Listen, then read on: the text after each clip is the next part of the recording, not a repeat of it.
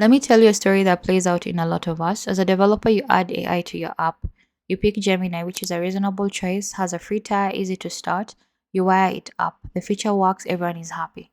6 months later, a new model drops. OpenAI releases something that's clearly better for your use case, or the pricing changes, or the team wants to experiment with a local model for privacy reasons.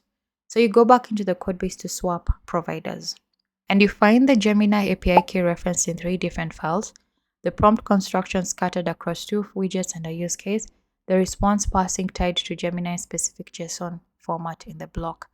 What should be a configuration change becomes a refactor that touches the UI, a refactor that breaks tests, a refactor that takes 2 days instead of 20 minutes.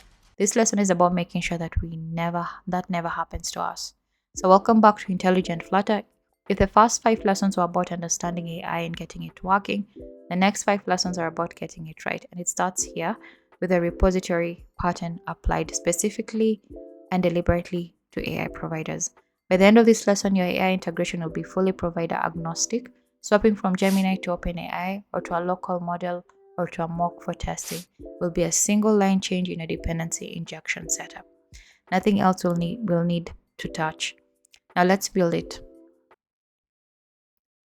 We touched on the repository pattern in lesson 3, but I want to go deep on the why before we go deep on the how.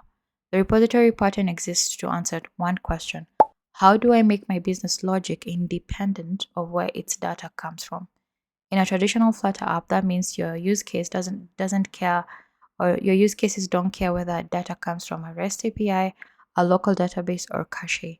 They call a repository method and get a result.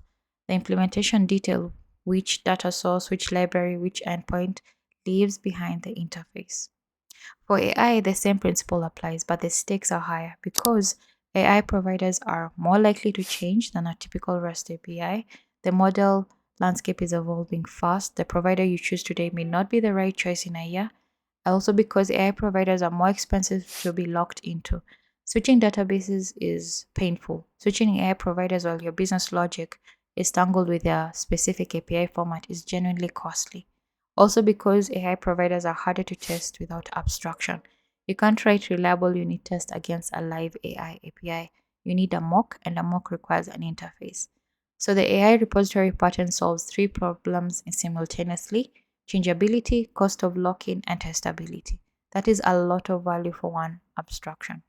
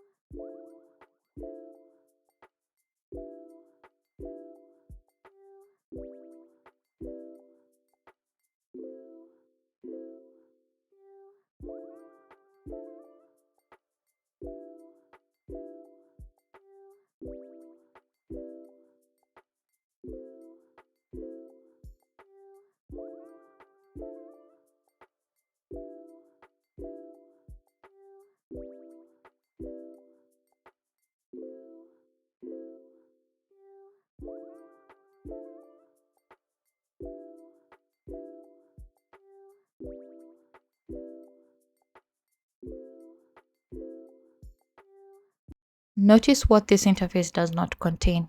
There's no mention of HTTP, no mention of API keys, no mention of Gemini, OpenAI, or any specific provider, no JSON parsing, and no model names. It speaks entirely in domain language. A system prompt goes in, a stream of text comes out, and that is the entire contract. This is the line that separates your business logic from your infrastructure. Everything about above this interface, like your use cases, your blocks, your widgets, live in a world where AI is just something that takes a prompt and returns text. Everything below it is implementation detail. Now let's build 3 implementations behind this interface.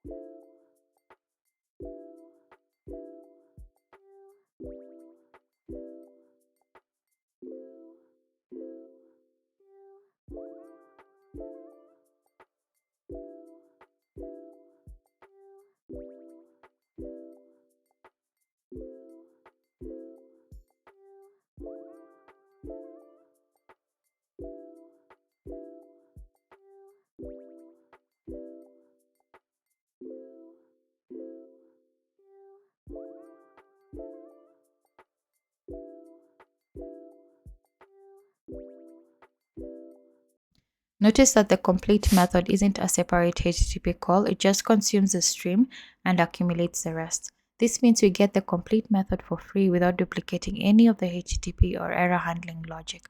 One implementation serves both.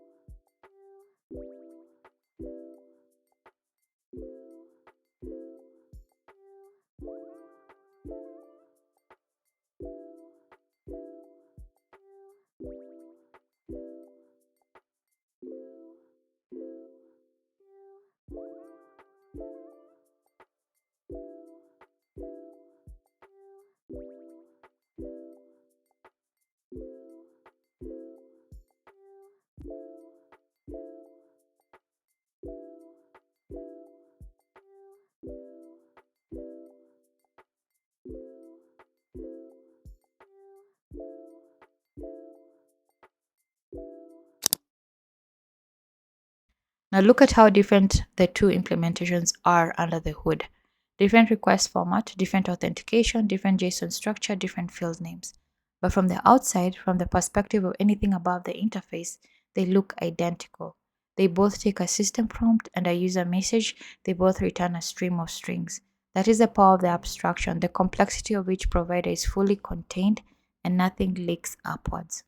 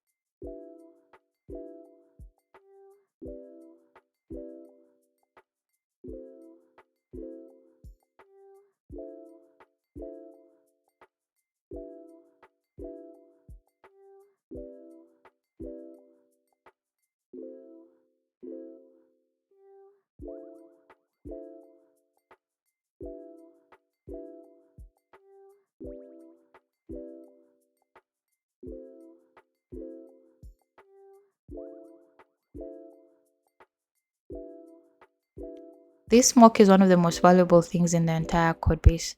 During development, you can run your app against the mock. There's no API key needed, no network required, instant responses. You can test your streaming UI, your loading states, your error states, all without making a single real API call. In your unit test, you inject the mock. You control exactly what it returns, and your tests are fast, deterministic, and reliable. And when you're ready to go to production, you just swap the mock for the real provider. One line in your dependency injection setup.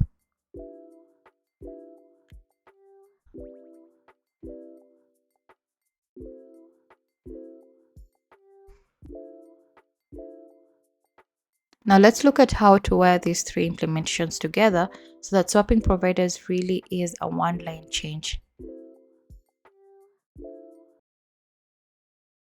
To switch from now Gemini to OpenAI in production, you just change one line. If before it was using the Gemini AI provider, now you can switch it straight to OpenAI provider, and that's it. Nothing else changes. No widget code, no block code, no use case code. One line, one file. And that is what a well-designed abstraction feels like.